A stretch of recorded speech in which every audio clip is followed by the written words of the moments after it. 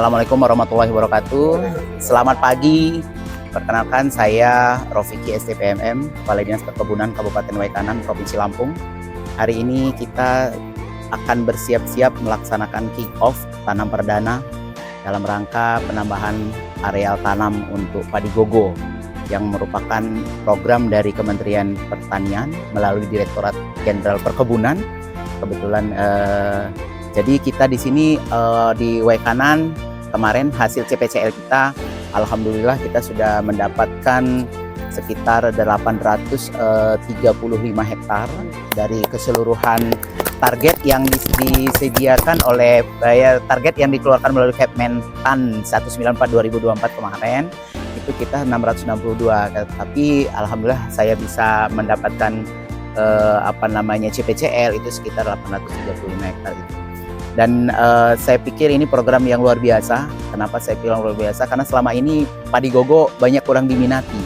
Tapi begitu kita ada program bahwa ini ada integrasi antara tanaman perkebunan dengan tanaman pangan, ini menarik minat bagi mereka juga gitu untuk para petani. Dan alhamdulillah petani kita di Waikanan memang banyak juga dari dahulu kala memang sering menggalakkan padi gogo atau padi ladang dengan berbagai varietas. Yang lebih banyak itu varietas lokal, Mbak Ebi, karena di Waikanan ini kan kita beberapa wilayah sih saya memang banyak varietas lokal yang memang dikembangkan oleh masyarakat sendiri. Namun lambat laun sekarang ini sudah muncul varietas-varietas dengan nama-nama yang luar biasa banyaknya sampai lupa orang-orang mau mengingatnya. Nah, jadi dengan program ini sangat membantu lagi bagi teman-teman petani, warga masyarakat petani kita yang bergerak di bidang perkebunan. Kenapa? Ini kan mudah-mudahan aja ya terwujud ya. Kami sangat berharap ini kepada pihak dari Kementerian Pertanian supaya ini program ini jangan hanya cuma berupa benih. Jadi kami berharapnya harus ada pupuknya. Kenapa? Untuk di sektor perkebunan itu sesuai dengan Permentan 10 2022 kemarin itu kan terbatas nih untuk kebutuhan pupuk.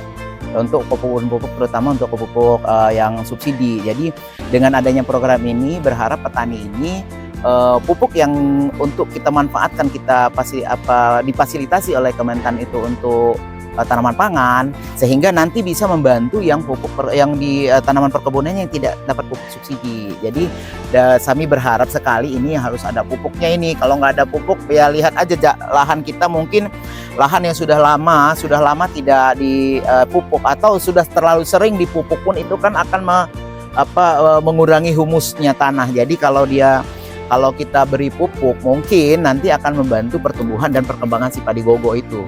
Jadi dengan adanya padi gogo ini saya pikir petani juga cukup senang, cukup antusias, makanya sampai 800 lebih itu Mbak Ebi ya. Karena mungkin mereka antusias karena ini udah lama banget udah punya program ini, dan ini memang biasanya kan menghadapi masa gaduh inilah sering ada program padi gogo, walaupun nanti di awal-awal masa musim rendang, nanti di awal-awal Oktober itu biasanya udah masuk musim hujan, ya tetap ada yang mereka mengembangkan itu, terutama yang di lahan-lahan yang memang lahan-lahan perkebunan. Jadi saya berharap ya untuk program ini mungkin berlanjut, dan itu tadi intinya yang penting hanya jangan bantuan benih, kalau bisa ada bantuan pupuknya. Jadi masyarakat akan semakin berminat saya pikir kalau dia ada dilengkapi dengan bantuan pupuk.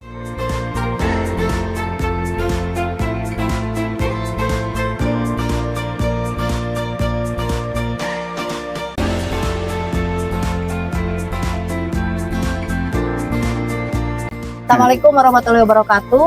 Selamat pagi dan salam sejahtera untuk kita semua. Pertama-tama yang kami hormati Pak Kepala Dinas Perkebunan Kabupaten Waikanan, kemudian Bu Kabid Perkebunan Provinsi Lampung, Bu Elia, ini Bu Laksmi dari Direktorat Perbenihan Perkebunan, dan tentu saja yang kita banggakan Bapak Ibu petani yang hari ini akan melaksanakan penanaman perdana untuk program integrasi padi gogo dengan tanaman kelapa sawit. Dan kebetulan hari ini bukan tanaman kelapa sawit yang akan kita integrasikan dengan padi gogo, tetapi adalah tanaman karet.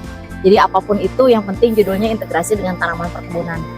Jadi hari ini kita akan melakukan tanam perdana sebanyak 5 hektar, di mana benih yang akan dibantukan dari Ditjenbun yaitu sebanyak 125 kilo dengan varietasnya Impari 49 dan Impari 50. Nah, mudah-mudahan melalui kegiatan ini bisa menjadi salah satu jalan dalam rangka mengantisipasi krisis pangan, karena seperti kita ketahui saat ini krisis pangan ini sudah menjadi krisis pangan dunia, di mana masing-masing negara statusnya menahan pangannya masing-masing, sehingga kalau kita tidak mandiri secara pangan sendiri ya kita walaupun punya anggaran gitu ya, produk perkebunan menjadi program ekspor melimpah, devisanya banyak, tetapi kita tidak bisa membeli produk dari luar. Sehingga dengan adanya program ini harapannya petani bisa swasembada beras sendiri gitu ya.